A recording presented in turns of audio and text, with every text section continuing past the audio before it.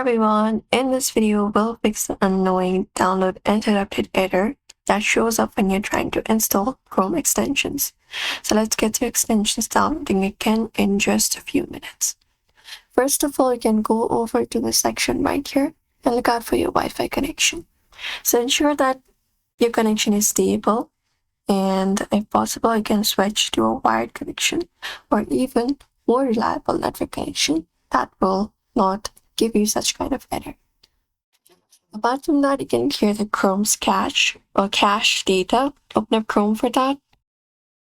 And then once you open up Chrome, what you can do is you can go over and clear the data.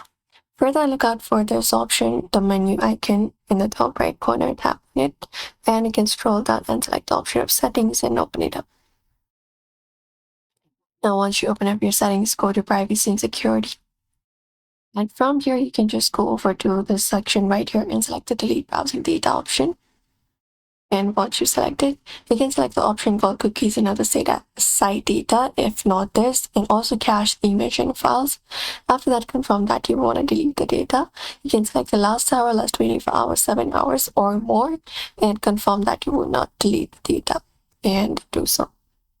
And then restart the Chrome and try downloading the extension again. Apart from that, you can turn off the Chrome extension sync. So what you can do is you can go over to your settings and you can type in Chrome, or go over here and type in Chrome and column and / settings.